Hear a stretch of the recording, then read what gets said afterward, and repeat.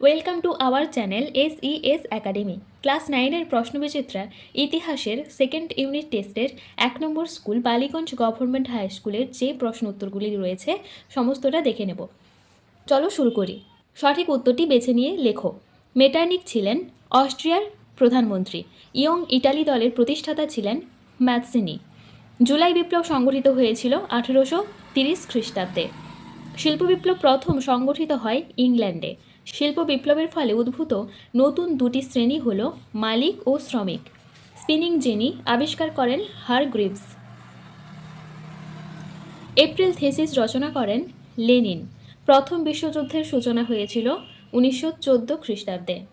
এরপর বিভাগ খ, দুয়ে দাগে একটি বাক্যে উত্তর দাও, কোন সময়কালকে মেটার্নিখের যুগ বলা হয়? 1815 থেকে 1848 খ্রিস্টাব্দকে মেটার্নিখের যুগ বলা হয়। তোমাদের রায়মার্টিন সহায়িকায় লেখা রয়েছে মেটার্নিখের যুগ বলা হয় 1815 থেকে 48 খ্রিস্টাব্দকে। টিউটোপিয়া গ্রন্থটি কার লেখা? টমাস মুর।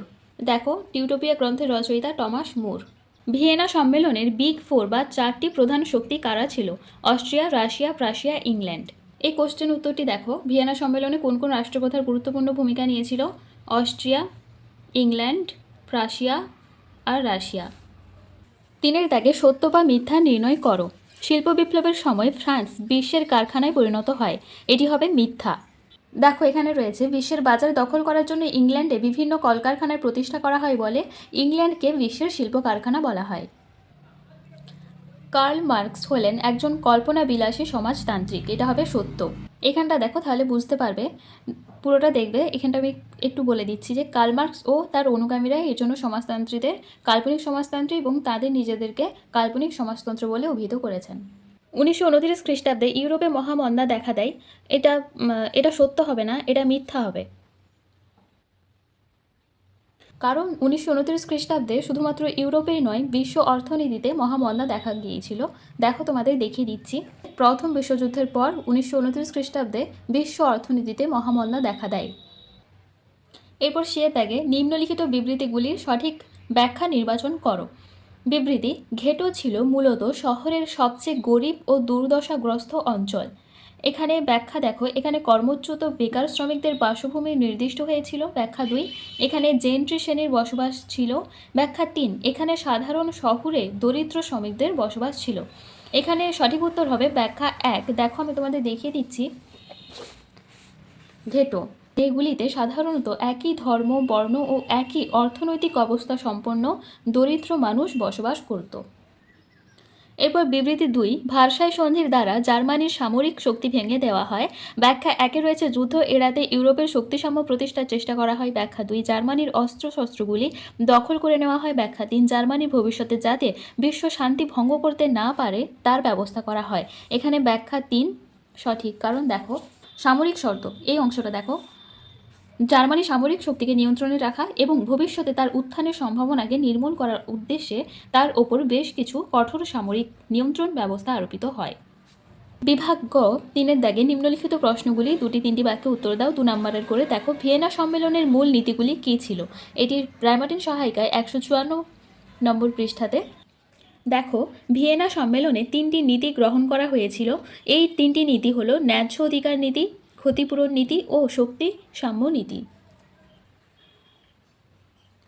2-এ রয়েছে কাকে কেন মুক্তিদাতা জার বলা হয়? এটি 164 নম্বর পৃষ্ঠাতে রয়েছে। মুক্তিদাতা জার বলা হয় দ্বিতীয় আলেকজান্ডারকে, কারণ তিনি ভূমিদাস প্রথার উচ্ছেদ করেছিলেন। ফ্যাক্টরি প্রথা কি? এটি 220 নম্বর পৃষ্ঠাতে রয়েছে। ফ্যাক্টরি প্রথা। এরপর 4-এর দাগে ত্রিশক্তি মৈত্রী ও ত্রিশক্তি আদাত কবে কাদের মধ্যে স্বাক্ষরিত হয়? দেখো, এটি 231 নম্বর পৃষ্ঠাতে রয়েছে। ত্রিশক্তি মৈত্রী ও ত্রিশক্তি আদাত কবেও কাদের মধ্যে স্বাক্ষরিত হয়, এতটা। কে কবে 14 দফা শর্ত ঘোষণা করেন? এটি 297 পৃষ্ঠাতে রয়েছে। প্রথম বিশ্বযুদ্ধ চলাকালে কে কত খ্রিস্টাব্দে 14 দফা নীতি ঘোষণা করে? উড্রো উইলসন 1918 খ্রিস্টাব্দে 8ই জানুয়ারি। আর আরেকটা কথা বলে রাখি যে সহায়িকাটি পুরনো, তোমাদের নতুন সহায়িকার সাথে পেজ নম্বর হয়তো মিলবে, কিন্তু একই প্রশ্ন এবং একই উত্তর দেওয়া রয়েছে, একই পাতায় না হোক পরের পৃষ্ঠাতে কিংবা আগের পৃষ্ঠাতে দেওয়া রয়েছে। হোভার মোরাটোরিয়াম কি? এটি 286 নম্বর পৃষ্ঠাতে রয়েছে। এখান থেকে এটা লিখে দিবে। এটা তোমাদের 301 পৃষ্ঠাতেও দেওয়া ছিল, কিন্তু সেখানে একটু বড় করে দেওয়া ছিল যেহেতু 2 নাম্বার, তাই এটাই লিখবে। এরপর বিভাগ ঘ, চারের দাগে দেখো, জার্মানির ঐক্য আন্দোলনে বিসমার্কের ভূমিকা আলোচনা করো। এটি 147 নম্বর পৃষ্ঠাতে 34 নম্বর দাগের কোশ্চেন উত্তর, এটি লিখবে।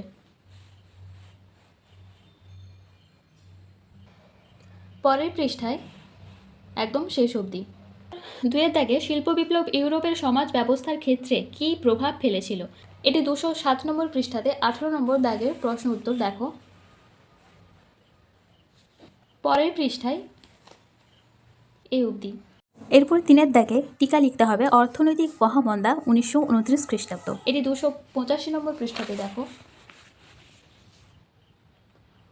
1929 খ্রিস্টাব্দে কেন বিশ্ব অর্থনীতি মহামন্দার কবলে পড়েছিল, এই অবধি। এরপর বিভাগ ও, ইংল্যান্ডে সর্বপ্রথম শিল্প বিপ্লব হওয়ার কারণ কী ছিল। এটি 203 নম্বর পৃষ্ঠাতে রয়েছে। ইংল্যান্ডে প্রথম শিল্প বিপ্লব সংঘটিত হওয়ার কারণ,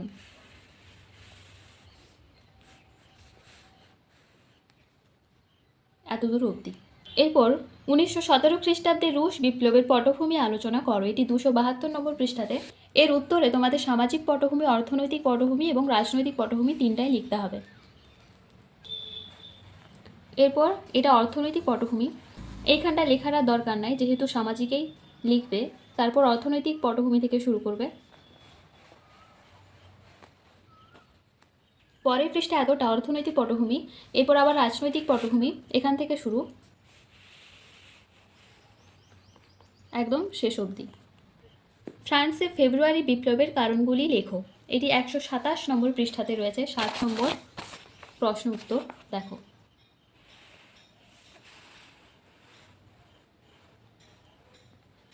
3 নম্বরের গুরুত্ব লিখতে হবে তোমাদের, তাই ফেব্রুয়ারি বিপ্লবের গুরুত্ব এটা দেওয়ার দরকার নেই। এই বিপ্লবের গুরুত্ব কী ছিল, এটা 144 নম্বর পৃষ্ঠাতে 23 নম্বর কোশ্চেন দেখো, গুরুত্ব বা ফলাফল, এই অবধি। চলো ক্লাসটি আজকে এখানে শেষ করছি। এরপরের দিন আমরা 2 নম্বর স্কুলটা দেখে নেব। আর ক্লাসটি তোমরা অবশ্যই লাইক করো, সাবস্ক্রাইব করো আর কমেন্ট করো, বন্ধুদের সাথে শেয়ার করে দিও।